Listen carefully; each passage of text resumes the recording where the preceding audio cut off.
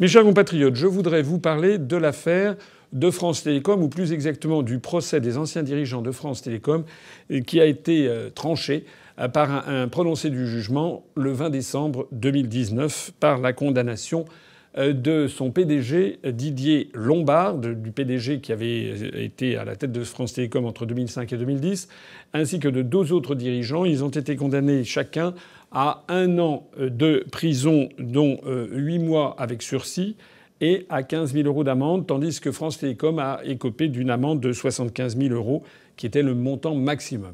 Alors il est important de revenir sur cette affaire parce qu'elle est emblématique des problèmes posés actuellement par la mondialisation.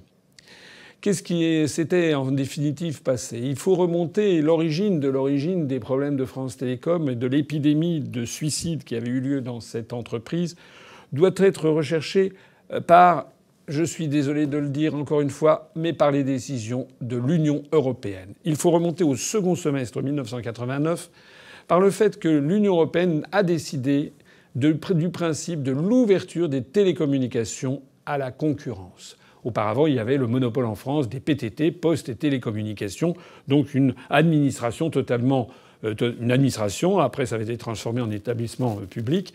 Mais il s'agissait maintenant d'ouvrir à la concurrence.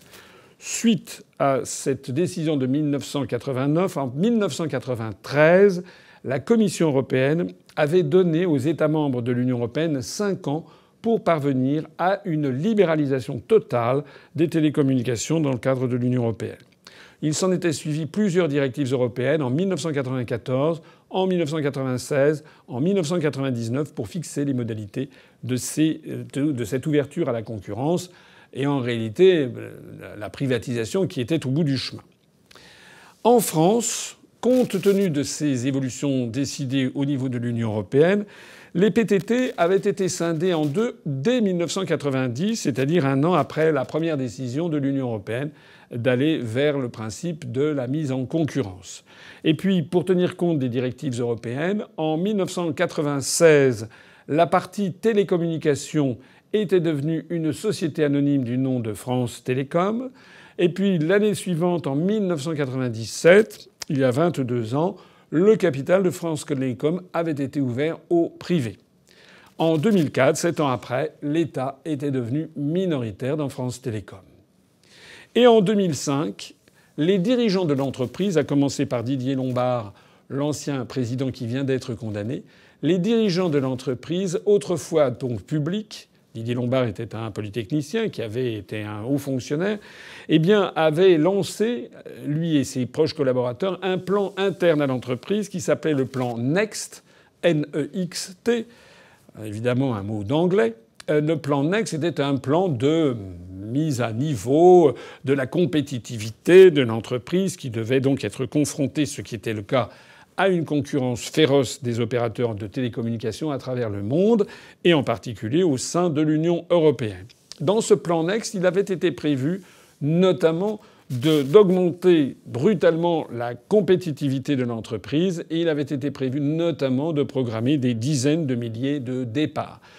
Plus de 22 000 départs avaient été programmés. Le résultat des courses, c'est quoi? C'est qu'en effet, sur les 200 et quelques mille salariés du début, il y avait eu 22 000 départs. Mais il y a eu autre chose. C'est que dans ces 22 000 départs, il y a eu énormément de personnes qui sont pas tombées en dépression, qui ont vu leur vie brisée, parce que c'était souvent des personnes qui avaient travaillé toute leur vie dans cette entreprise publique, et d'un seul coup que l'on forçait à adopter des modes de management totalement différents.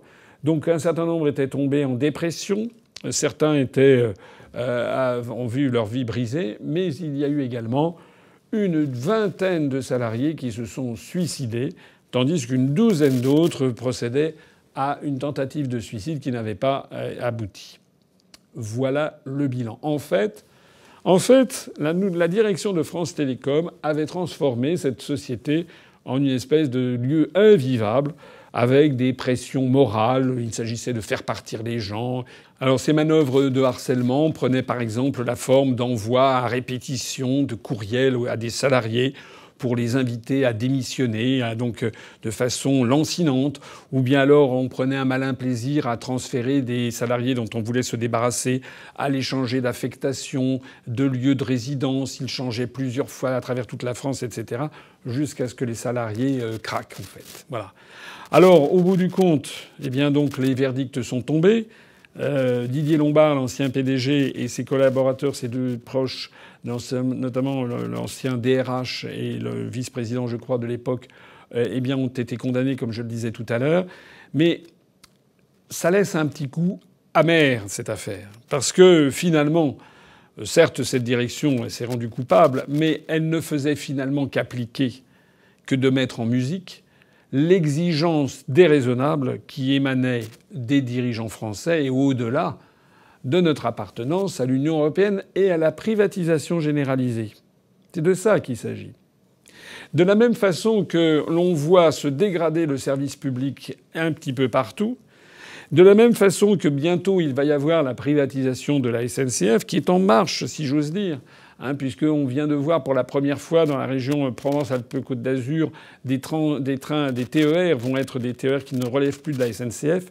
Eh bien, tout ceci provoque un changement brutal d'une culture d'entreprise pour faire régner une seule chose, la loi de l'argent, de la pression maximale sur les salariés.